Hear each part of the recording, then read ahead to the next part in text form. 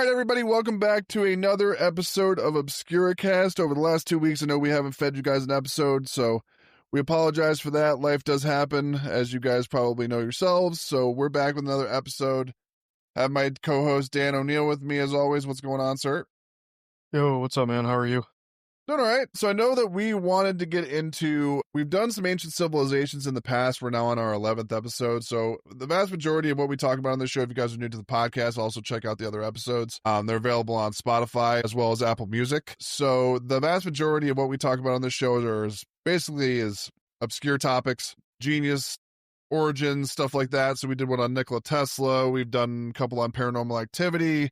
Done a couple on ancient civilizations. We've done a couple of stuff on space. So it's sort of a plethora, sort of cornucopia of stuff we go through on the show, and we just sort of pick something that sort of, gets under our skin, and we want to sort of dig into a little bit more. So today we are talking about the lost city of Atlantis, Dano. And also, if you guys are wondering, we do have socials out there. Follow at Obscuracast on both Instagram and X. That's where you can see where we post. Sometimes we'll post some snippets and some clips from the show, just sort of give you a little quick, TikTok-ish view on how the show goes. If you guys are interested in doing that, not a problem. If you guys want to follow there, that way you can keep up with all of that kind of stuff.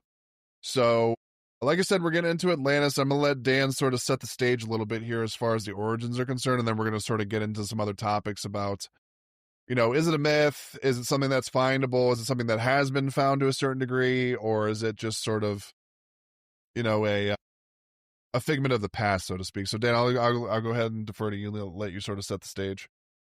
Yeah, so, what is Atlantis? Atlantis is a lost ancient city that Plato talked about. They had advanced technology, a superior naval force, and, a lot of ancient texts can talk about either Atlantis by name, or they describe a city that fits the whole perfect picture of Atlantis.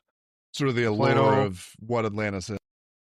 Yeah, so, Plato talked about them in a couple of his writings. They're supposed to have this technology way far superior than what we have now. There's also a metal called coracalcum. That's something that they had. It doesn't have a C on it. It's orichalcum. Orichalcum, thank you. So yeah, they, had that metal that was, we'll get more into that later in the episode, but, it's just a lot of text that we've never been able to find. We've never been able to find, where this lost ancient city is. There's a lot of theories that go on, different locations around the world that we'll also get into. What have you heard of? When did you first hear of Atlantis, and what's your, thinking on it? Well, the whole wives' tale of Atlantis is supposed to be this utopian society that was able to have vast amount of wealth. It had all of the societal advantages that everybody would want as a human being. It was sort of a perfect little bubble, right? And the allure, I guess, of Atlantis is not necessarily Atlantis itself, but what happened to it for me. There's a lot of directions people go. Like you said, we're going to get into it a little bit deeper. But one of the wildest things I think about with Atlantis would be the amount of wealth they would be able to, because this is the thing, as a lot of seafaring countries in the world are very rich, have a vast amount of wealth. So it would only make sense that it's genuinely sought as Atlantis was on the water. It was sort of like a seafaring type society, that kind of thing. From what I've heard about it, it sort of makes sense that something like that would have. I mean, you have ancient civilizations all over the place. You have the Mayans, you have the Incas, you have Egyptian culture, you have all of these things that were, for lack of a better word, pretty decent, if not perfect societies with one or two eccentricities, right? But the cool thing about Atlantis, from what I've heard about Atlantis, is it was perfect.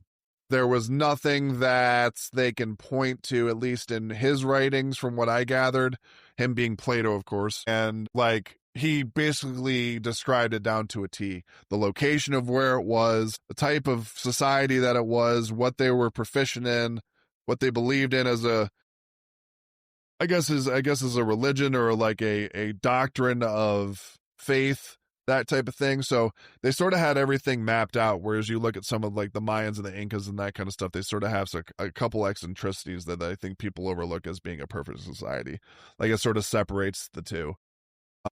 But if it Yeah. was indeed genuinely perfect, but like I said, like we're gonna get into all the backstory and everything, but it's kind of otherworldly, and we'll allude to that a little bit later, which I thought was pretty interesting. How I sort of navigated the different ways that Atlantis might have been a real place. It goes a couple different directions that are really interesting. So I think that's the coolest thing about the allure and like the myth, if you will, of Atlantis, is that it could be a couple different things. There's not one school of thought that's 100% accurate and truthful.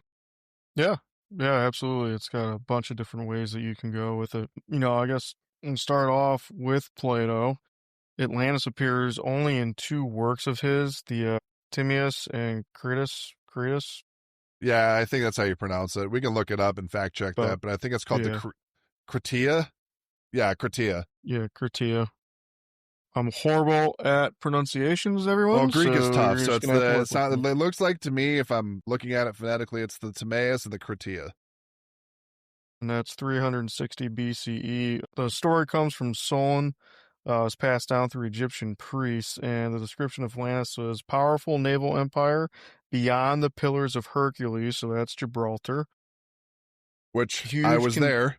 Yes, you were. You were. I How? was near the Rock of Gibraltar, and I know exactly what they're talking about. It's kind of like one of those things like we talked in past episodes, like when I went to Israel and stuff, like seeing stuff from the Mm-hmm. Bible, being able to walk Stations of the Cross, all that kind of stuff. It's eye opening, if anything. I mean, for lack of a better word, I'm agnostic, so I don't sort of go to any sort of sect of religion, just sort of exist and let things sort of happen as they happen. I guess if I would point to anything, I'm more of like a karma type of person, that type of thinking. But Yeah. when you go to a place like Israel, where like you're literally staring at, you know, the garden where he was arrested, him being Jesus, the Mount of Olives, where all of those like, you know, all of those graves are. It's like a mass grave site for lack of a better term. The crucifixion site was wild, but like all that kind of stuff, it's interesting. Mm-hmm. For sure. So another description is huge concentric ring capital, advanced engineering, fertile lands, and a structured society. Moral message is a cautionary tale about hubris and imperial overreach. The debate is, did Plato intend this literally or symbolically? I don't know, because there's a lot of description if you've ever actually looked at those readings, they're very descriptive. So I have a hard time believing that it's symbology. I don't know. What's your thoughts on that? Well, whether it exists or not, I don't think is the question. I think that could be definitive. Mm-hmm. They found enough evidence, at least under the surface, because this is the common theme. Is it's one of two things. It's either like this underwater utopian like mermaid type people, or they were just regular human beings, albeit maybe hybrids of gods. And the god conversation actually gets really interesting too, because you mentioned hubris. Hubris essentially is pride, I think, for lack of a better word. That's Yeah, what well, they hubris they means became in a Greek. they became a sinful society, and Yeah, then the essentially what they were gods. doing, and the reason for them suffering whatever happened, because the long story short of how Atlantis disappeared and why it's not around anymore is there was some kind of cataclysm or cataclysmic event that wiped them off the face of the earth. The Now, flood is. Yeah. correct. Now, the reason for that happening, the cataclysm in the first place, is the fact that they were engaging in this act of being like, hey, we have a perfect society. We're just as good as the gods. And basically the gods took that as a slight and wiped them off the face of the earth. That's essentially the long story short version of what happened from a mythical Yeah, standpoint. So it does say here that Plato he doesn't describe it as a utopia. He describes it as a superpower that collapses because it becomes arrogant. So I think that's interesting. Essentially, their heads got too big for their own good, essentially. Mm-hmm. Yeah, pretty much. Yeah, but I Much. think that's an interesting debate too, Dan, is that they talk about the fact that if like was it a real place or was it used as allegory as like an example of what things should be and that kind of thing? Was it just an old wives' tale, sort of like, Right. Everybody's supposed to do good and good will come back to them type of thing? Was it that type of scenario? Where like, Well, it sounds like a Sodom and Gomorrah, right? well, right, exactly, for You know, sure. similar story. People say that, correct me if I'm wrong, but I believe they say that the reason that, the catastrophe happened with Pompeii is because they started to get way too far out of line and they had to be punished by the gods. So, kind of you know, similar things, different events, but similar reasons, I guess. So, it's interesting. Most Greek philosophers after Plato, they treated Atlantis as allegory too. The Romans tried to pinpoint a location, and they couldn't really find anything. Obviously, we have a lot more tech nowadays. Plato supposedly, when he heard about Atlantis from the Egyptians, as far as Solon goes, that was, I think it was like 600 BCE, something like that. Um, Plato had written about it, I'm sorry, 360. Solon went there 9,000 years. That's essentially like over 11,000 years ago. And that would be when I think the Younger Dryas, remember we've talked about that before?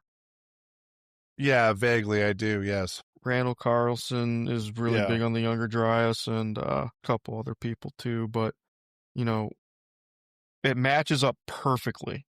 Like perfectly with that ocean level rise, and that was a major flood. And not only that, the Younger Dryas, this flood appears all over the world in ancient texts. Sumerians, the Egyptians, even ancient Asian cultures, Aztec and Maya, like there is all over this talk of this flood, this huge cataclysmal event that happened over 11,000 years ago to a T. So I think And that it that's, lines up perfectly with when they disappeared. Like yeah, that's the other thing yes, is that like it's right around the time, give or take 1,000 years or so, because with even the mass amount of technology and advancements we have and topography and all that kind of stuff to be able to really pinpoint when this happened. I don't know if you can ever totally be 100% sure of what you're sort of looking at. So I think the cataclysmic event is something that maybe it started and then it might have had some like repercussions afterwards, and that could have all contributed to the fact that it's no longer here. It might have been a couple of things that had to do with the cataclysmic event, like they might have brought on other things with the fact that it was a flood or an earthquake or famine, whatever. Right, exactly. famine, and And they you either know, died off or, I would have to believe. I mean, if it was a cataclysmic event, it would have taken a lot of people with it, if not everybody, on where and when it happened. But I don't know if you can ever be sure about stuff like that. I don't know enough about that science. I don't know enough about yeah. topography and all that kind of stuff. If you're able to actually pinpoint it to like date, time, down to the second or something. I don't know enough about it. Oh, but it's interesting that all sorts of different religions and cultures talk about the same thing at the same time. Yeah. That's one way to pinpoint it Yeah, if I all mean, those line up. what's your idea of a pinpoint too? I guess begs the question too. Is that like how nailed down do you really want to get it? until you're satisfied. Yeah. So Like Alexandria got, a lot of that, the whole harbor and half the city got wiped out because of, I believe it was like a rogue wave or something like that. So it's interesting. I was going to say too, as far as the geography, if we're talking about topography and stuff like that, as far as the geography of Mhm. Atlantis too is interesting, how it was sort of like a perfect circle, but it had sort of a trinity aspect too with the concentric rings, wasn't it? It was basically two rings, but there were essentially three rings with that were separated by waterways, from what I understand, So correct? there was, I believe, three water rings and like two land one, or vice Something versa or like that, or whatever. reverse it, yeah. Yeah, so So they that even that in and of itself being like a circular society, like, very different. we think of a circle being perfect. We think of a sphere being perfect. There's no edging, there's no nothing. It's just smooth, right? Mm-hmm. So like maybe taking that into account of being like a universal symbol, you look at something like Apple, for example, they take a very simple approach to something that was very inspirational and sort of changed the course of history with an apple. The cool thing about Apple is they take a bite out of it, which is interesting. I always find that funny. With every single Apple product, there's an apple with a bite taken Mm-hmm. out of it, which is interesting. Mm-hmm. Yeah. Yeah, absolutely. They had that massive temple to Poseidon, which is where there was a big pillar of that, however the hell you say that material, coricalcum or whatever. Oh, Uh, orichalcum. yeah, orichalcum. And That they that in and of actually, itself was interesting when I looked at that. What's actually in that piece of sedimentary is that it's four different types of precious metals that they would have wanted around that time period. That's what made it so valuable. I believe it was lead, zinc, tin, and one other one. I can't think of the fourth one, but would have been very, very precious metals to them back in the day. And I mean, honestly, we still use a lot of that stuff just in modern day technology these days. I mean, there's lead and gunpowder and all that kind of stuff, and in bullets and that kind of thing. So we still use a lot of the real application, even of the stuff that they were using back in the day as currency. It's actually kind of wild. They were yeah, also thought, 100%. they were of Greek origin in some thinking too. So like you think about how the Greeks have shaped Western society and that kind of thing with laws and how we dictate government and all that kind of stuff. It's still used today in a pretty, ornate fashion, I guess, if you want to put it that way. It's very old school. If you look back and on some of these ancient societies and how they did business, it's sort of, you can sort of mirror it in a lot of democracies and a lot of just organized government in general. Yeah, absolutely. But do you want to sort of get into the different theories on where the locations are and that kind of stuff? Yeah, we can do that for Okay. sure. Um, so there's a couple schools of thought, like we said before. There's a couple of areas, namely four or so, that are said to be quote unquote possible locations of where Atlantis would have been. Santorini, which I believe is in Greece, if I'm not mistaken. Yeah, it's Santorini and Minoan. Yeah, yep, it's in So Greece. that It's in one's the interesting Mediterranean. because they point to a volcanic explosion being the cause of it being wiped. We've seen, obviously, you mentioned Pompeii earlier, the type of cataclysmic event that was. I mean, people were literally, Buried killed alive. instantaneously in the street and sort of like mummified within the lava rock that like had a chance to finally set and stuff, and were basically like corpse statues at that point. Yeah. Well, the Minoan culture in general is very interesting. Very, very interesting. That's actually where the legend of the Minotaur actually comes from, the Minoans. Then, I mean, the civilization was lost because of the volcanic explosion that happened. So it's a very interesting idea. I've watched a couple shows and documentaries on, you know, could Atlantis possibly be here? In the descriptions of Atlantis, I just don't think, geographically it matches. There's There's one on here that matches pretty damn spot on that we're gonna get to that I think fits more, but it could be. I know that they've found some very interesting artifacts too by Santorini and Minoa. Um, what's your thoughts on this one? It, from what I've heard, a lot of the belief around what happened was what you were talking about earlier, what we were talking about earlier being the flood. Mm-hmm. A lot of what you've heard from myth, even when we were kids, I was always taught that they were like a water type of society. That's sort of been flipped on its head as I've learned more about it. It seems to be another school of thought that's what we were talking about earlier. Again, they're talking about the fact that they were descendants of Poseidon, because Poseidon obviously is a Greek god, he's a Greek god of water. And he was sort of the proprietor or like overseer of Atlantis. Between him, I can't remember, he ended up either marrying or I don't think I'm not sure. I'm not sure about the union of the two people, but Poseidon and I know it was a mortal woman had, I believe they said from the information I read, it was 5 sets of twins. Aggressive.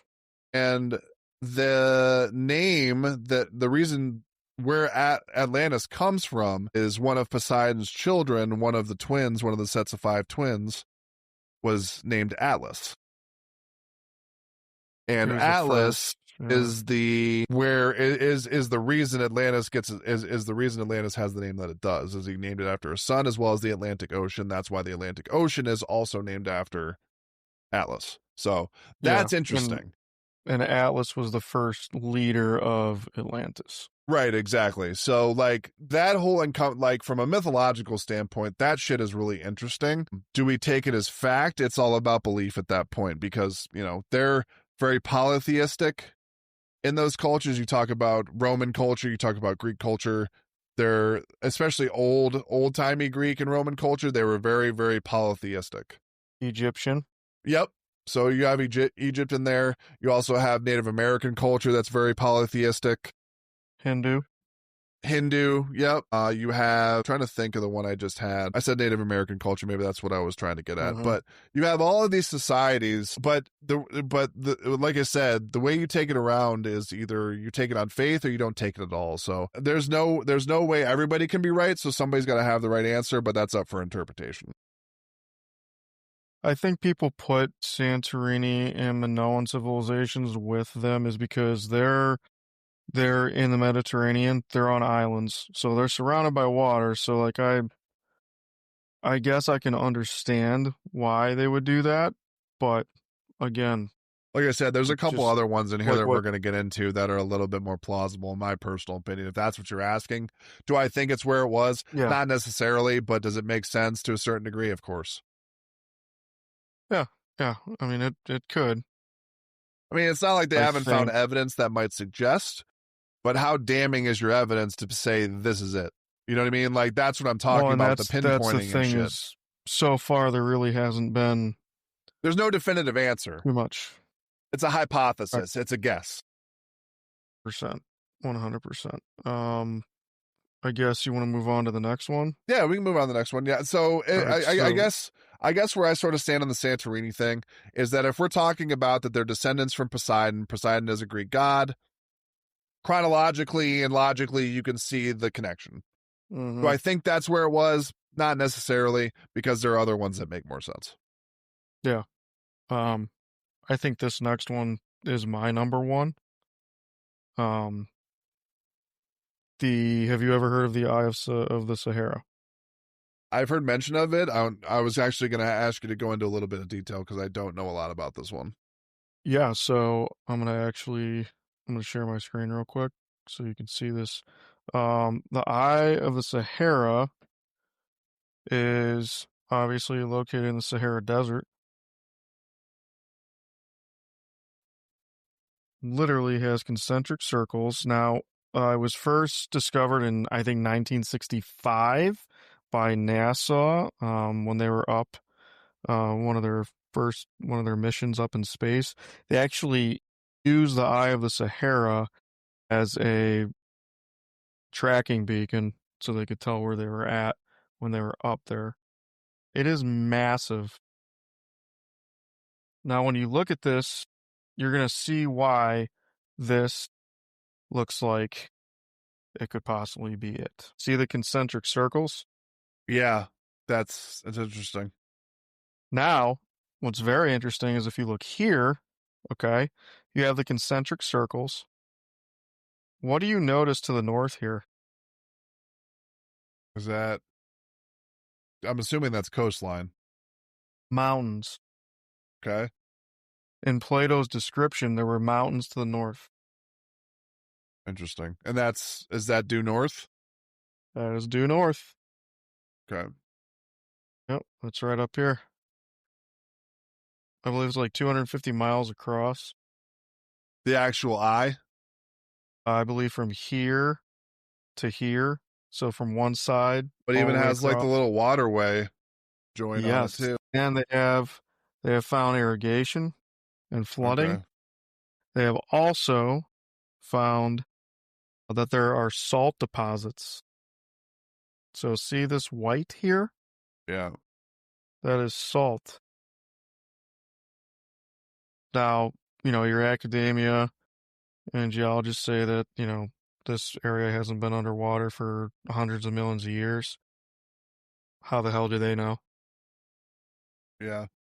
You know, this literally looks like exactly the description of what Plato said. There's your concentric circles Yeah. to a T. So it's very interesting. What are your thoughts seeing this for the first time? Because there's a coastline.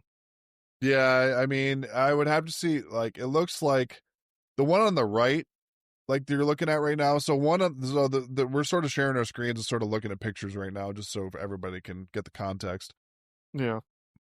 The one on the right looks more obviously, what's the word I'm looking for? CGI'd.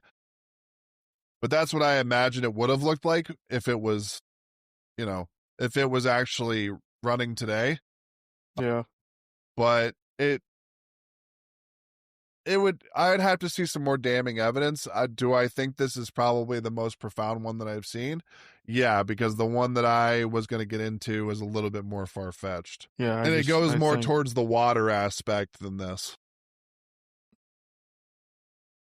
this what does it for me is, again, it's just like he described it. And also how close it is to the shoreline. Yeah. It's just really, now they say that this is a collapsed volcanic dome. Um, I don't know if I believe that one.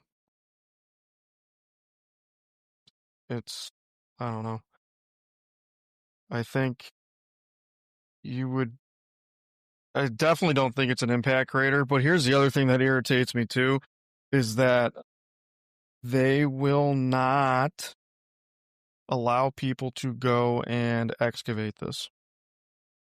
Well, that was one of the other interesting ones, and it's not on the list that we have, but I wanted to bring it up. I believe it's in Spain. It's a national Okay. park or a national reserve. Mm-hmm. And the fact that it's a national reserve points to the same thing you were just talking about, is that people are not allowed to excavate it or do any kind of archaeological dig or work or anything like that. Like I said, I think the one that I'm after is a little bit more far-fetched, and it plays a little bit into the water culture and that kind of thing.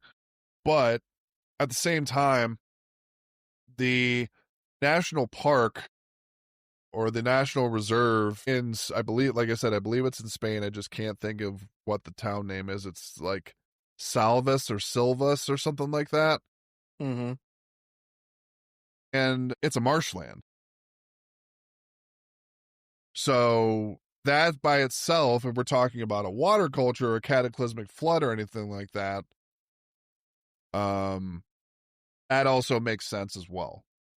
Because they've actually found, interestingly enough, they've found through LiDAR which is like that ground penetration radar we were talking about a couple episodes ago. They have found what they believe to be not only spikes sort of in that lidar, so like it's hitting something that's taller than something else. And they believe that to be the outer walls or like the walls of those concentric circles of Atlantis itself. Now, the other really cool thing about that one is the fact that they also found through some kind of testing what they do with methane, they found a massive methane pocket like below the surface to a certain degree. I can't remember where it was, how far down. But essentially they're attributing that to like decaying bodies and like livestock and that kind of thing, because methane is given off when you die. Like that's just like a natural occurrence that happens when your body decomposes as you give off different types of gases and all that kind of stuff. Basically return to the earth, right? But yeah, they found a massive pocket of methane hiding below the surface, and they think that to be decaying something. Is this like south of Gibraltar, or where is this at, supposedly? This is near the Pillars of Hercules, yeah. Okay. And they found a pocket of methane. And when I say a pocket, I'm like, extrapolate that to like however big you want, but like it's a pretty sizable you would need sample. You need some serious numbers of bodies, right? Probably. Yeah, for this to make sense, 100%. It would have to be like a civilization, yeah. Okay. So not only do they think it's people, but they think it's livestock and agriculture and rotting water and all that kind of stuff. Just everything. Everything, yeah. Everything that would have encompassed a civilization, because it's pretty sizable, from what I understand. But yeah, it's on, I can't remember which side it's on. It's on the Gibraltar side, so it's got to be near Spain. It has to be near Spain. Because the other side, the other Pillar of Hercules is near Morocco. That's right.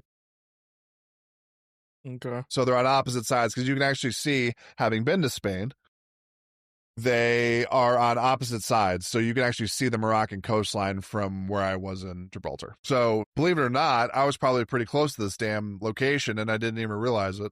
That's actually pretty interesting too. Yeah. How close were you? I mean, Gibraltar's coastline, Gibraltar's border was a 15-minute walk from my hotel room. Yeah, to go over the border into Gibraltar, which technically is English territory, but they govern themselves. They're kind of like a sovereign state, sort of like Vatican City is in Rome.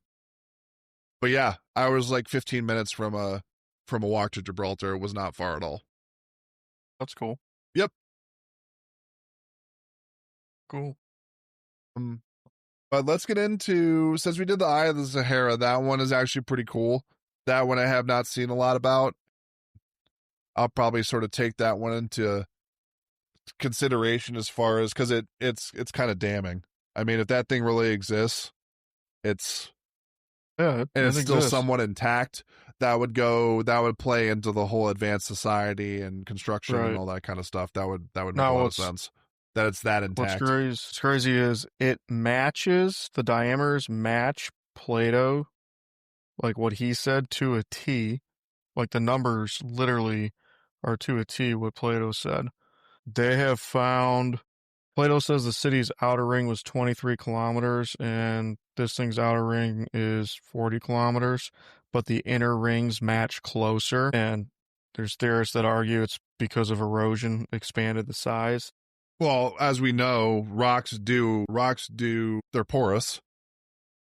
So they do expand. So that could be a reasoning for that. What's interesting is there's nearby ancient shorelines, and the Sahara wasn't always a desert. Between 10 to 1,000 years ago, it was a green savanna with rivers. Some people argue that an inland sea once existed to the west. And there's also evidence of ancient settlement in the area. There's been stone tools, arrowheads, Neolithic artifacts appear around the region, but nothing matching a large civilization. So they can't point it to anything else. They don't have a grading scale to put it up against, I guess is the point there. Now, Plato did talk about the mountains to the north, which there are mountains to the north, and then he talked about a surrounding plain. He talks about a massive rectangular plain to the south and there is a large flat expanse south of the eye of the Sahara. Okay. Yeah, So, like I said, if it's still intact and that's genuinely what it looks like, I'd have to put my eyes on it, like literally, in order to be like, sure, that could be plausible. mm-hmm, But the other one that I thought was kind of interesting, like I said, and it would be more fantastical, I guess, if you're playing to the whole water people, was the Antarctica theory. mm-hmm, yeah, that's a cool That one. is the reason I find that one really interesting, because if they were insanely dependent on water, I mean, where are you going to be, especially 9, 10,000 years ago? Where are you going to be where there's more water? Like, Well, and it also now they're finding out that there's like whole forests that are just frozen. yeah, So it was a tropical island, and then there was a pole shift, and it froze, almost like instant freeze, which yeah, is sort of like your ice fascinating. age type scenario. Yes, 100%. Have you heard of the Perry Rees map? No, that was actually checking that out. It wasn't in the couple documentaries that I watched, but they did mention it a couple times, but didn't get too in depth. Gotcha. So it was created in 1513 by Perry Rees, an Ottoman admiral and cartographer. He was also a naval intelligence officer. Their surviving fragment, roughly one third of a full map, shows Western Africa, Eastern South America, North Atlantic, some Caribbean islands, and then it also has reference of Antarctica. Some claim the southern part of the map shows Antarctica without ice. And if you look at this map and look at the mountain ranges on this map actually match the mountain ranges that you can see in Antarctica. So it's sort of like a topography or topographic like pinpoint. Mm-hmm. Yep. So it's interesting that he's got Antarctica on there before it was even discovered. Because, I mean, didn't we discover, wasn't it supposedly discovered in like the 1800s? Yeah, something like that. It was an expedition, sort of like what they do with like Mount Everest and stuff like that. It was sort of like that type of deal. Yeah. So it's very interesting that we have this map from 1513, not only depicting Antarctica, but depicting it pre ice. Yeah, for sure. Yeah, thinking about Antarctica, anything but a frozen barren is kind of crazy. Yeah, I know. I saw this recently within the last like week or two. I guess they did an expedition there in the last like 6 months to a year, and they went. I think it's like I don't think it was miles. I think it was like 40 meters down under the ice in this one location. And when they hit this like a big bubble, like a pocket in the ice, and it's got like a whole forest, Wow. whole forest. Yeah, Well, pretty. the thing that makes your or the thing that makes the idea that it was once or not ice is plausible due to the displacement and the crust theory. So like essentially what it is it's like the movement of the Earth's outer layer. So essentially everything else from the outer layer stays intact, and essentially everything just sort of shifts. And it's done through plate tectonics, which, if you know anything about Atlantis, there's two schools of thought mainly. It was either an earthquake, a massive flood, or both. So you're talking about three different things, two of which could have happened at the same time. And you're talking about a pretty detrimental, I mean, think about not only the earth shifting, but massive amounts of water coming at you. Like it's gonna, I mean, it would have had to have been something catastrophic, like to for them just to like not find anything about it would have had to have been disastrous. Yeah, it definitely wasn't anything good if you can't have a single form of proof that Yeah, it like you don't existed. really have like we have Mayans, we have Incas, we have all the artifacts, we have all of the pyramid sites, and we have all the sacrificial stuff, and all that kind of stuff has been documented because it's plausible and you can actually tangibly call it proof.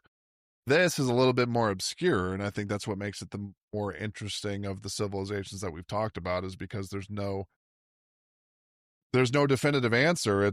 There's very little to go on, and you sort of have to take it as fact. If you if you really want to get down to it, it sounds like, from what you and I have discovered from talking about this, not only talking about it but researching it, is that his account, him being Plato, is the best piece of evidence that we can go towards. And it's interesting because it's such an old text, but even stuff, like I said before when we started the show, the stuff that Plato was talking about in his dialogues was not something that was washed away by history. I mean, we still use a lot, like I said, it's used a lot of modern democracy. A lot of his philosophies are still somewhat of, if not totally factual, even today. It begs the question, was like, we talked about ancient aliens and paranormal stuff and stuff that's sort of out of our understanding. And maybe that's an interesting way to take his stuff too, is maybe he was just channeled into a different frequency. You know what I mean? Could have been. I mean, there is a whole Atlantis ancient alien theory. Eric von Daniken, in his Chariots of the Gods, he wrote that, it could have been spacefaring or hyper advanced tech, people from the sky that came down, and it could have been something like that.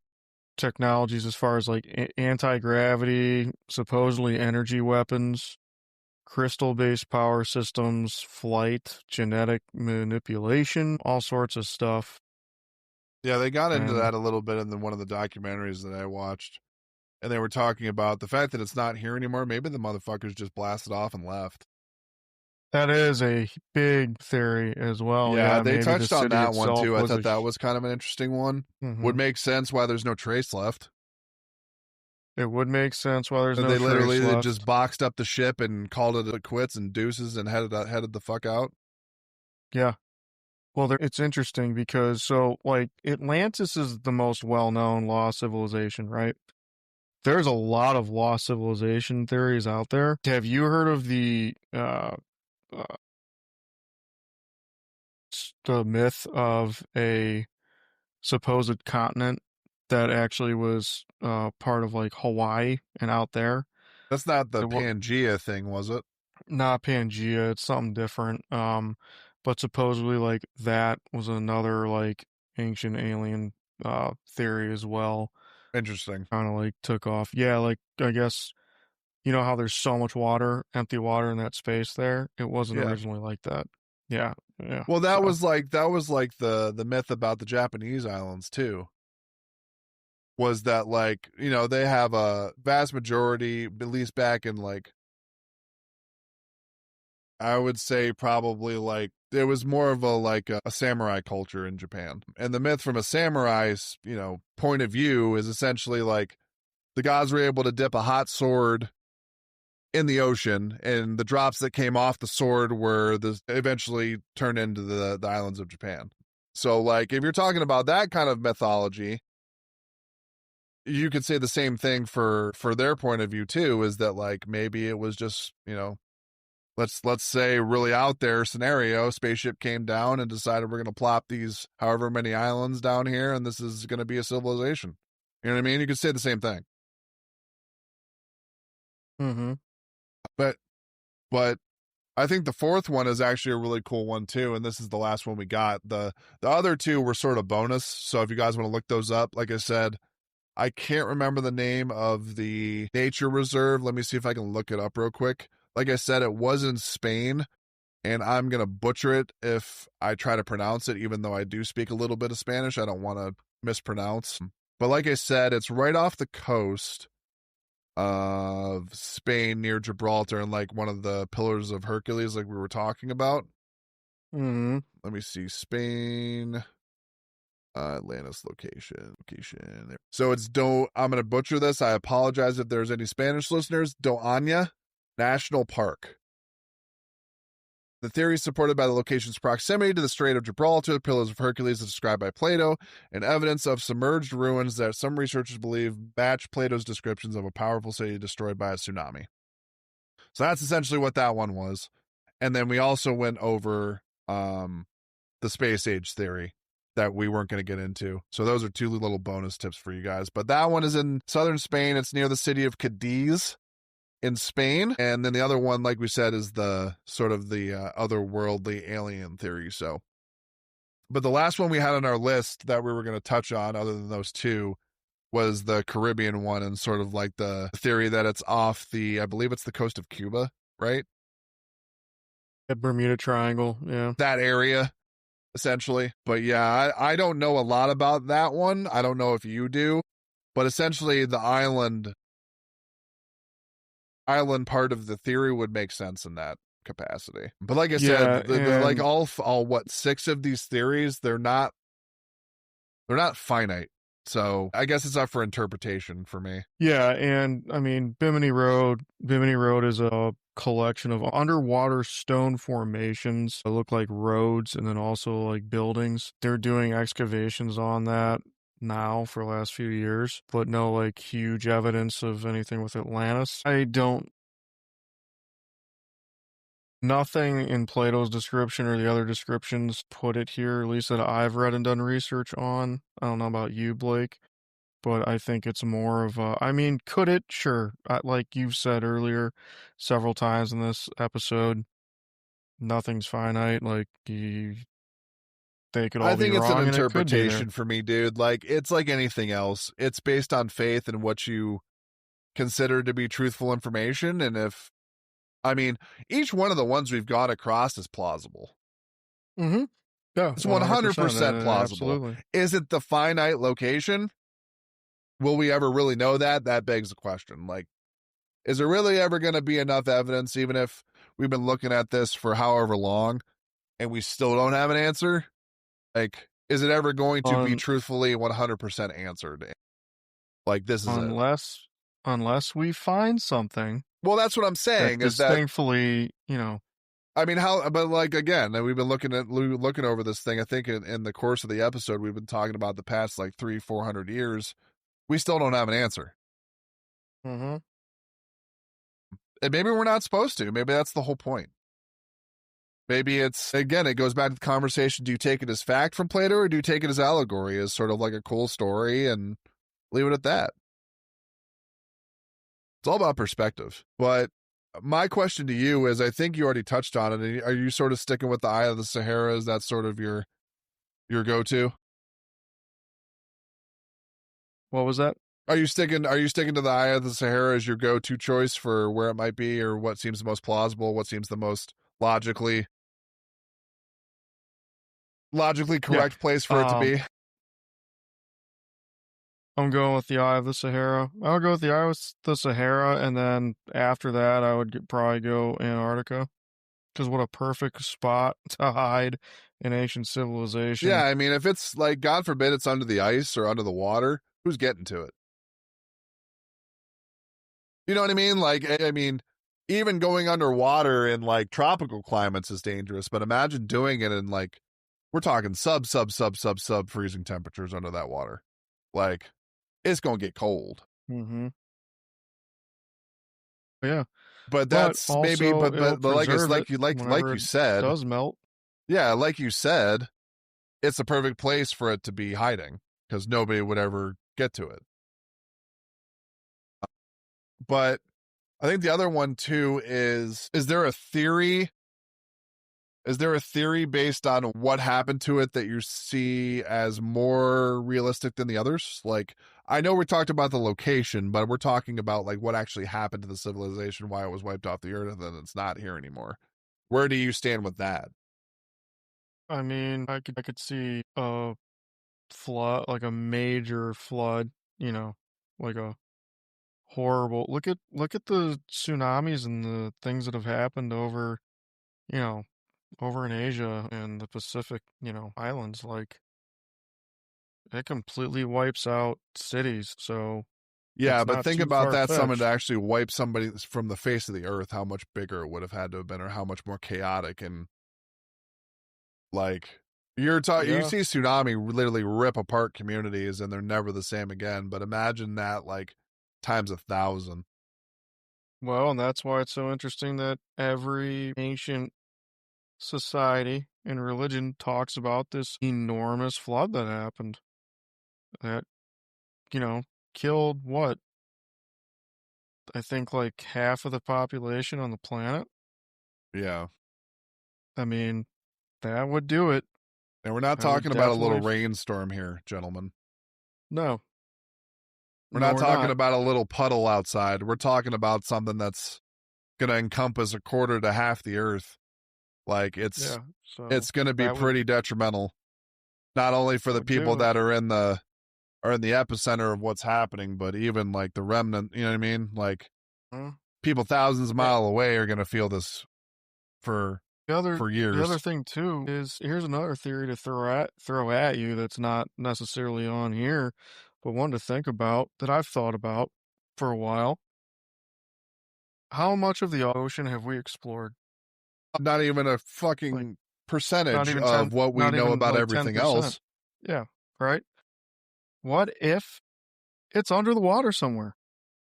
Well, that was when we did another episode about that. I believe it was the NASA episode Mm-hmm. where we were talking about like, as much as we know about space, it's probably a fraction of what we know about the ocean because we're able to we have the technology to go into space, Yeah. And but NASA we actually only have the studies the technology to oceans. sort of make it to a certain point, and then on top of that, we're dealing with vast darkness. We're not dealing with any kind of light source or anything like that to sort of light our path. It's just complete abyss. So, Like space. yeah, I mean, but like at least with space you have somewhat of a how do I put this? Some sort of a navigation point. With water, when you get to a certain depth, light's only going to go so far. Yeah, I That's mean, you're my kind of point is relying that on the. like what are like imagine if we're circling this thing with what we're doing with water excavation and that kind of stuff, and we're just missing it. Mm-hmm. That's Or my it's. point is that like it's so like I said, it's got to be a fraction. It can't be a percentage. It's got to be something like so minuscule as far as what we've been able to discover underneath the water. I think we're less than 10%. It can't. I know. I'd venture it's not even that high. I bet it's half that. And, you know, you could have where maybe it's covered up by sand on the bottom of the ocean. Yeah, maybe. I mean, that's one of the big theories about it in general is that it was like wiped away from the earth and it's under like obscene amounts of sedentary and mud Yeah. and dirt and God knows what else. That's why I think you got And to it's get an just like excavation imagine if it's team. like let's just say it's 1,000 leagues down, but then you got to get through another 1,000 leagues of that shit. Like Right. it's a long way down. Yeah. That's a very long way down. Or like, dude, what if it's buried under the, desert in the Sahara? The Sahara Well, is it comes back to the like whole thing not with like excavated at all. the crust displacement and all that stuff we were talking about earlier. Is that like we're all hopefully all aware that the earth moves, it rotates. So like the crust displacement stuff makes a lot of sense as it could have been one place, the earth shifted over however many thousands of years, now it's somewhere completely different. So like for example, we're looking for it in what Plato described. If the crust displacement stuff is true, it could be on the other side of the fucking world and we have no idea. Could be. Like that's my point is that like even if we have a documented text of where this stuff is at, that theory, if it's true, which it's a plausible theory, makes sense, it could be completely it could be 180 degrees in the other fucking direction. Yeah, You're it going could be. north when it's actually south or east when it's actually west or some shit like that. Also, if let's say Atlantis was found under the water or wherever, and let's say Atlantis did have like all these advanced technologies and everything, do you really think that the government would tell us that? I think it would come out the same way it's come out with all the alien activity. Yeah, they're not I going to think say they would shit. cover it up as long as they possibly could, especially if it was something that was going to quote unquote change the world, big air quotes. Do you think that could be it? It could be. I mean, we've seen like I said, we've seen a lot of stuff come out about alien technology, and Roswell was not fake. It was actually a real event, and shit happened there that people knew about, and they covered it up. And do we know the location of it? That's another plausible hypothesis, I guess. Do we know about it and it's just being kept from us or whatever? Sure. But like I said, until somebody puts meat on the table, we don't really have a definitive answer. You can guess all you want. You can throw it starts at a dartboard for me. I mean, that's the best way that I can possibly describe it, is that you're literally just tossing darts at a dartboard at this point until somebody comes about with factual information, documented information of where this shit was and how it actually was. And we sort of have that with Plato stuff, but I'm talking about scientifically. Mm-hmm. Because nobody is going to take, like, at this point, it's a myth. It's just something on paper. We have no definitive evidence that this place actually exists or where it was. We have stories, but we have that with religion too. We have that with a lot of things. It's all about what you put stock in and what you believe. Each one of these ones that we've gone over tonight, the 6 that we've gone over, are plausible. They make sense. Where's the proof? So that, I mean, it's the same thing with paranormal activity. It's the same thing with, the cryptid episode we did with Brennan. It's the same with all the stuff we talk about. Like, it's all about perspective. It's about what you believe in. It's about what makes sense to you, and you take it as that and nothing else. All right, so here's a question for you. If somebody said you get one chance, you have to choose where we excavate, and if we find Atlantis there, you get $100 million. Where would you buy? I'm taking the answer. I'm taking the alien theory. Yeah, I'm taking. Well, why? I don't want to say alien. I don't want to say alien and like the big bug-eyed, like big head, grayed out alien. But like I'm not talking about that. Extraterrestrial. Like, yes, I'm talking about something otherworldly. It makes sense. The Anunnaki. Yeah. Yeah, it makes sense. Like that type of thing. Okay. With as much religious experience as people have quote have had. And then that was the other thing too, is if we're gonna get into that and sort of go off on the tangent with that, was the whole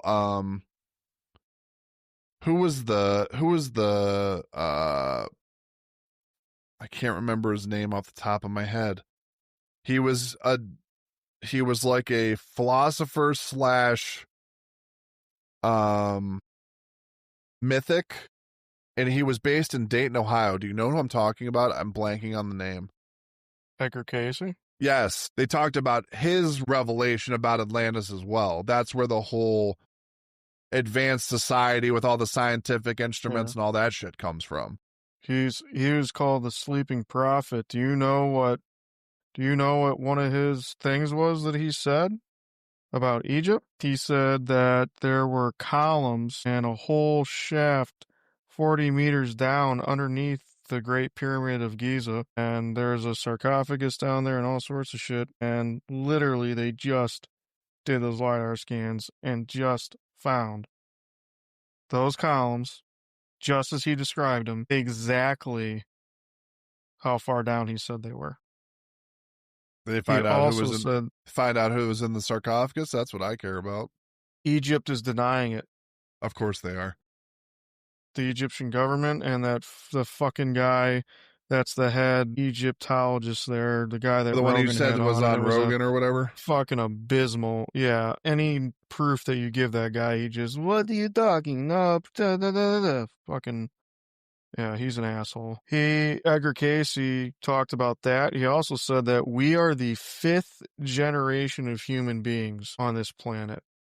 We have been wiped out 4 other times. And they were using Edgar Cayce back, I think, World War I, World War II, for his telepathic abilities. We did the episode on Tesla. We should do an episode on Edgar Cayce. Dad was fascinated. I got him somewhere, I think, unless I got rid of him when we moved Dad out, but I got hundreds of recordings of his prophecies. Gotcha. Yeah, that'd be I interesting. got some books on him.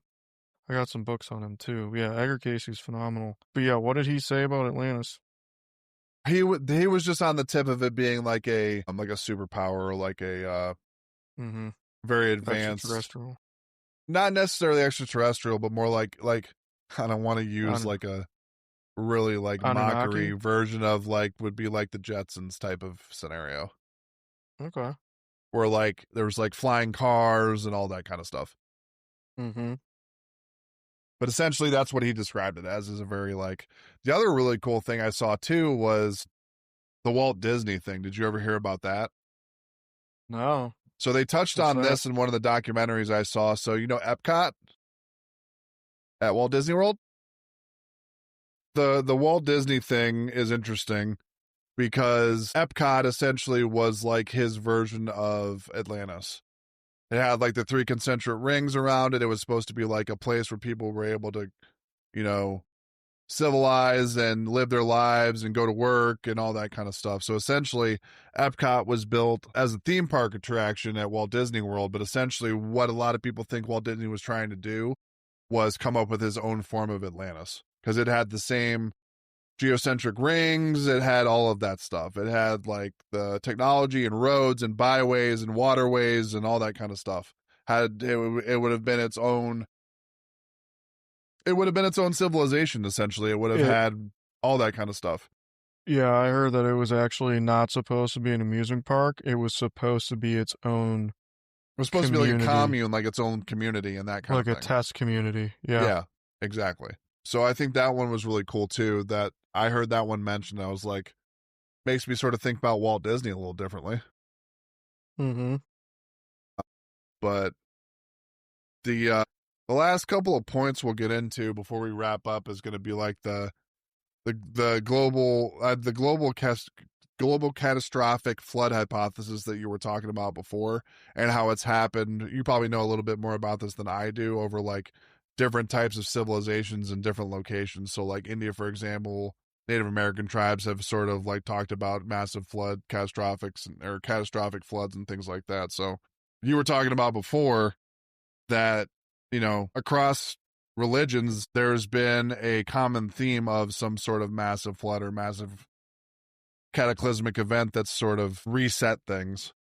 Yeah, and it all comes back to that same time period, 11,600, 900 years ago. It's very interesting that it's not only the same type of event, but at the same exact time, which we now have by studying water levels and stuff like that. We have historical data that proves that there was a huge, drastic change in water level. There was a big flood, catastrophic event at that exact time. It's interesting. You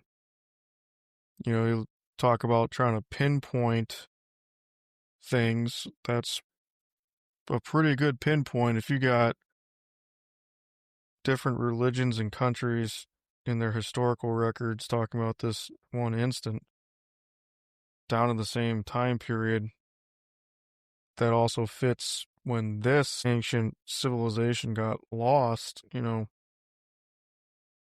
that's a pretty good pinpoint. Yeah.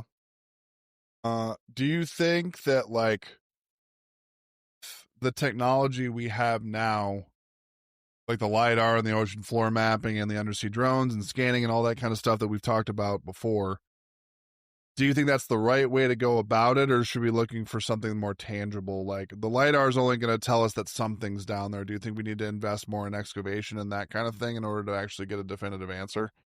Absolutely. We don't do enough excavation. And the reason we don't do enough excavation with given not that just it's Atlantis, safe and like sanctioned and all that kind of stuff, like I don't want to do it illegally, obviously, and just go start digging something up, but no, but these countries need to say, yes, you can, in a controlled excavation, any of these geologists and people that go in and do these excavations, there's so many rules and they do things meticulously. If you get the right organization to come in and do it, they're not going to destroy a bunch of stuff. I think you have to. They have done like 0 excavations in the Sahara Desert. it's like the least amount of unknown land that we know about, and yet it was underwater. We know it was filled with forests and all sorts of stuff. I'll bet you there are so many civilizations under that sand that, we have no clue even exists right now. Look at the Yeah. Amazon and Yeah. how many cities they found just using LiDAR with that. Yeah, it's like it comes down to a couple different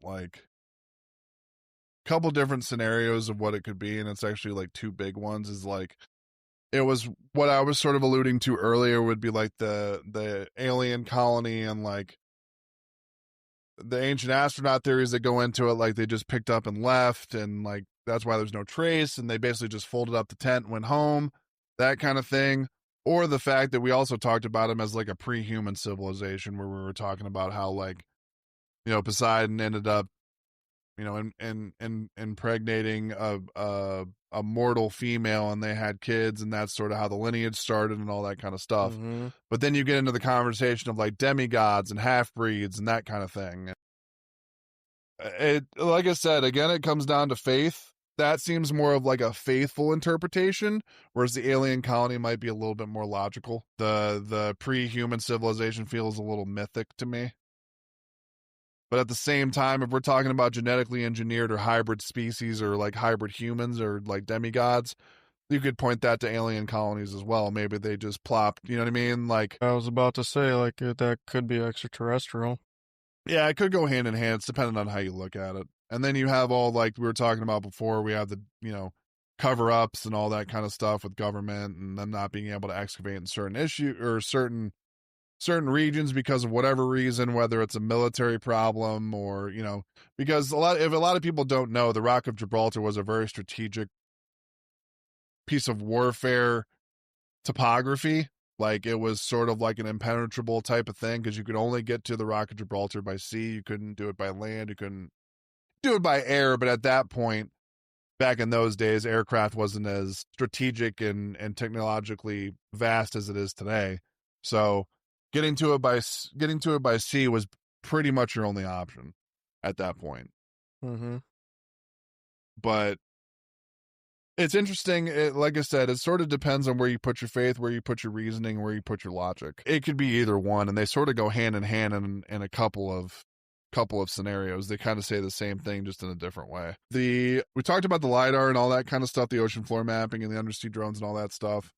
Do you think in our lifetime or the lifetime of, let's say, the rest of humanity, we're ever going to find an Atlantis? Do you think we'll ever have definitive proof? Do you think it's ever going to be a actual, like, here it is, this is what happened, these are the people, that kind of stuff? You don't think so?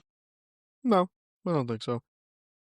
I think if we don't, I'm sort of with you. If we don't have a definitive answer in the last 400 to 500 years, we've been looking for this thing and actually like doing things to sort of narrow it down, I would be hard pressed. And it's probably if we haven't found it by now, I don't think we're ever gonna find it. And maybe that's the point we're not supposed to. Maybe it's not here anymore. I think if we don't find it in the next 100 years, then we definitely won't find it. Yeah, I just don't see it. I don't see people putting thousands upon millions upon trillions of dollars into a project like this to find something that may not even be there. I could see somebody putting a couple million in. That's just like, God, fuck you money. Like an Elon but Musk. think about how much money has been spent already.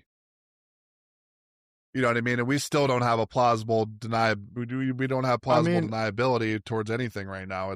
They're doing excavations. The problem is where you really want to look, they're not allowed to. So it's like, does that ever get lenient enough to where we, you know what I mean? Like, do we ever get lenient enough and say, fuck it, why not? I think you need a government leader that's got some balls to say, yeah, go ahead. And you need like an Elon Musk or, Jeff Bezos to go, here's 500 million or here's $1 billion. Go find it. Yeah. I just wonder when you call it quits, I guess is my point. No, they never will. They'll never call it quits because it's, why is Elon Musk going to Mars? Well, it's like the other side of the coin is like, what if you're looking for something that's not meant to be found and it's just not, it doesn't exist anymore. It's not here. Yeah. I mean, you But could, that's the but other thing is that like, are we looking for something that we're not even like, it's not even, let's just call it what it is. It's not even worth it. yeah. But Like people literally, it's also, not worth it. You're not going to find anything. It's not here. yeah. But, people also said that about these civilizations in the Amazon and India for hundreds of years, and then all of a sudden they get found. So, like Tutankhamun, that guy literally was on his last, like, 3 days of that excavation that he had been doing for like 25, 30 years. And his investors said, this is it. This is your last one. And he literally, with like, I think it was 3 days to a week left in the excavation, just happened. The kid found the stairs to that tomb. He had been doing it for 30 or 40 fucking years. Yeah. I think that, you never know unless you try. Yeah. I think they should try. That's my big thing. I think they should at least let them try. Because to say that there's nothing there from looking at a satellite image from a space station instead of getting hands on the ground and actually fucking excavating that thing for a couple years. And here's my big thing. Why are you so like there's nothing there? It's the fucking Sahara. It's not like you have some endangered species there or like it's fucking sand and rock. So why not let them go ahead and dig the fucking thing up? Yeah. I don't know. So, But like I said, it's there has to be a point of like, I would have to believe there's going to be a point where somebody's just going to be like, it's not worth our time. But maybe that'll never they'll come. I don't know. they'll take a break. They'll take a break for 10, 20, 50, 100 years, and then guess what? Somebody's going to open a book or watch a documentary and go, "Hey, you remember this myth? We got new technology that they didn't have back then. We should fucking look into this." And it'll just start up again. So why do you think, I guess to close out the rest of the show, what do you think about pop culture and that kind of stuff? That sort of, because we talked about like, I grew up thinking they were water people and mermaids and stuff like that and that type of scenario, and then got to learn more about it and sort of changed my perspective. How do you think that, like, you have movies like, you have movies like Waterworld with Kevin Costner. I'd be a B movie in my personal opinion. Don't really like the movie, never really have. I don't think I've But ever movies like seen it. that sort of shape that narrative, or a narrative that you're familiar with that sort of changes your perspective. Where do you stand on that one? Yeah, I mean, you look at when we were kids, the Disney movie Atlantis, right? And they had the vehicles that flew, and they did kind of like like what you were talking about, like 1,000 leagues under the sea, and then another 1,000 leagues under rock and earth to get there. I guess my vision of Atlantis kind of resembles what that movie looked like. Yeah, pop culture plays a significant role into it. What do you think? I mean, I was always sort of under the same belt as you, is that it was like a water society and that kind of thing. Where the water plays into it, I don't know whether I don't know. I'm kind of in between it being like an underwater society as well as like having like the hydraulic type of vehicles like you're talking about. If we're talking about a utopian society, a perfect society where nothing goes wrong and they have everything available to them, the either Edgar Casey idea or the alien intervention type scenario works for me, those two. Okay, both good theories. Yeah, I mean they're both plausible and they make sense from a water perspective. Water, I think we can both agree water is still used today, and a lot, I mean we have plants that run on water. You know what I mean? We have it's still a very, hydraulics and that kind of stuff are still very viable in today's realm of energy and that kind of thing. It's actually a very clean way to do energy for the most part. Yeah, I mean, you got boats that are now self-powered with water. Right. And they're, yeah, exactly my point. So you're replacing gasoline and fossil fuels and all that kind of thing with a renewable resource. So, I mean, you're killing two birds with one stone. Not only are you getting the manufacturing and the stuff like that out of the way, but you're also preserving the planet at the same time. So, Yep. that's sort of where that one works in for me. So I think we sort of went over like sort of our personal theories on like what that kind of like what we would sort of attribute what Atlantis would look like, smell like, feel like, all that kind of stuff. But I think like anything else, it comes down to your perspective and what you believe and what you put stock in. Like I can have one opinion, you can have one opinion, they can both make sense. One of us is probably at least a percentage right. But like at the same time, until we have definitive evidence, sort of like we had with the whole space exploration stuff as far as Roswell and all that kind of stuff, until it comes to light, I do have an inkling that somebody knows more about this than they're letting on. I just, this is the way my brain works. But it's kind of like the stuff with the alien thing. Were we really ready for the information that we weren't alone? I think that there's Like, probably was there an ethical reason, not just behind covering it up, but an ethical reason that we were gonna be getting something that we weren't necessarily ready for mentally at that right. point? Could be. Because like with I all the think technology we have now, with all the stuff to be able to read space and that kind of stuff, with radar and all that kind of stuff, that wasn't available back when all that stuff happened. You know, it was very new technology. yeah. There's I think it's like 70 miles plus of underground vaults in the Vatican that But yeah, have, it's vast. It's I huge. It's the mean, entire necropolis of the I'll Vatican. The whole thing. I'll bet you there's some shit on Atlantis Yeah, in I there. mean, they have all. I mean, if you're talking about Greek and Roman philosophy and stuff like that, they have all like the original first editions of everything down there. I'm talking about you name it, you name the person, name the prominent figure in that sect of society and civilization. They have everything you've ever heard about and then some. Mm-hmm. So, Yeah, be it's interesting to. they have like all the stuff from like Plato and Aristotle and Socrates, and then it's a who's who of documents that would just literally blow your mind. That's like I'm actually holding this thing and this was in his hands, like he was writing Mm-hmm. in this. Yeah. It goes back to the same type of thing I was talking about with my trip to Israel, dude. Like it was you're standing where something happened that you've only read about in a book and you're literally staring at it. You're 2 feet from it. Yeah, I'm sure. It's prolific and it's sort of cathartic at the same time. It doesn't seem real. Yeah. The other one that I'm sure has some shit on a lot of the stuff we probably talk about here is the Smithsonian. Yeah. Which I God just forbid, or even Library of Congress for that matter. and I just found this out. I never knew this. Did you know that the Smithsonian is a government organization? Yeah, Not it's a private. private entity in the government. Yeah. Well, it's government. It's not private. It's government. No, but what I'm saying is it's a Government owned. yes, correct. Yeah. I never knew that. Yep, I thought it was private. Did it is not know it not. was government owned. That makes a lot of sense now for all the shit they confiscate.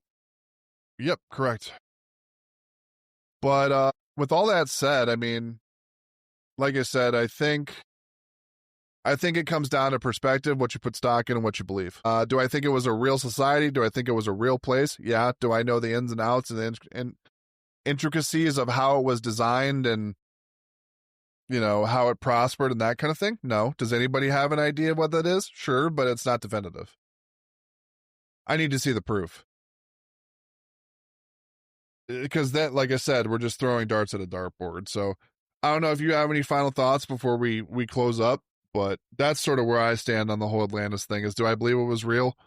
Do I believe it was an actual civilization?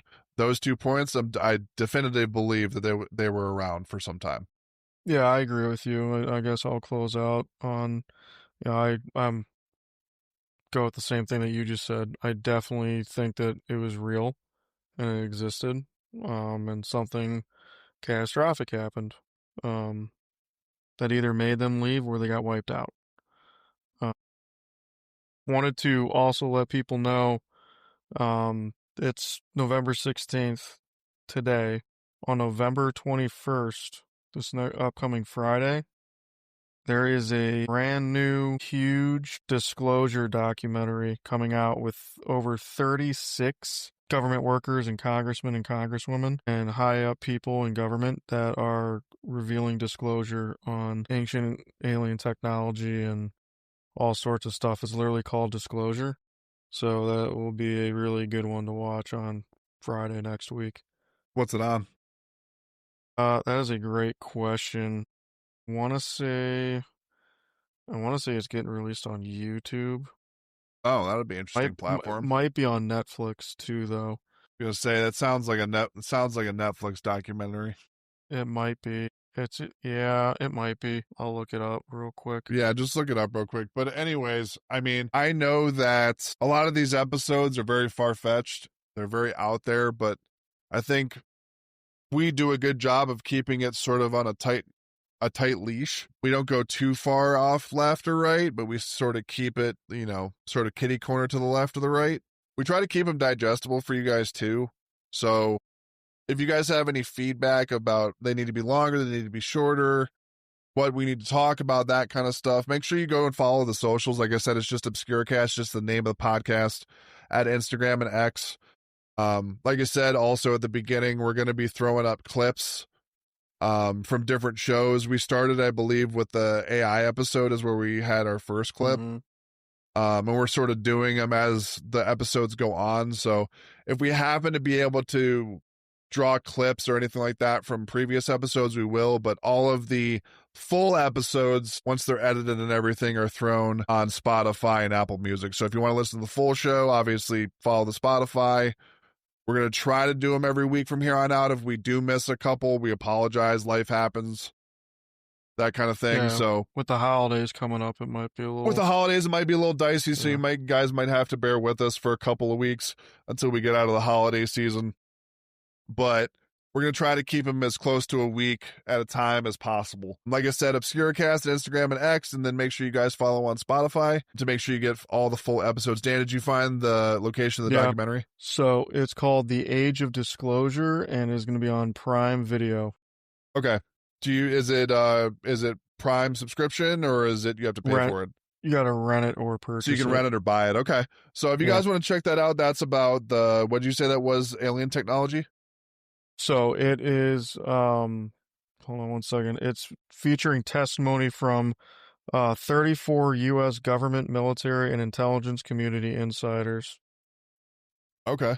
You said it comes out on the 21st. It exposes an 80-year cover-up. That's hilarious. It comes out on your birthday. Mm-hmm. Comes out on my birthday. That's interesting. That's funny. But yeah, that's also another fun little fact. Dan's birthday is next week, so. Yes, it is. We should watch that. Yeah, we can watch it for sure. But I hope you guys enjoyed the episode. Like I said, make sure to follow us on Obscuracast on Instagram and X, and then Apple Music and Spotify are going to be where the full episodes are. Yeah, thanks for listening, guys. We will see you guys in the next episode. Take care.